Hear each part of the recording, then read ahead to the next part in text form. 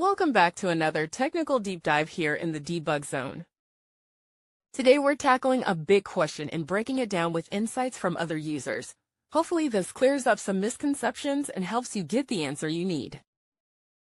So buckle up, stay a little curious, and let's jump right in.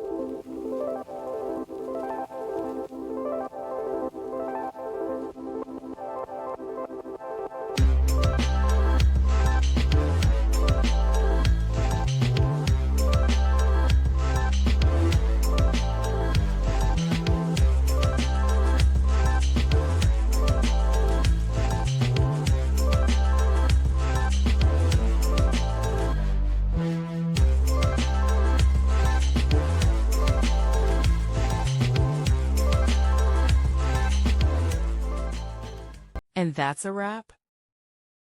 I hope you found the answer you were looking for. If you did, take a second to hit that subscribe button. It really helps out. And let me know in the comments which solution worked best for you. See you next time in the debug zone.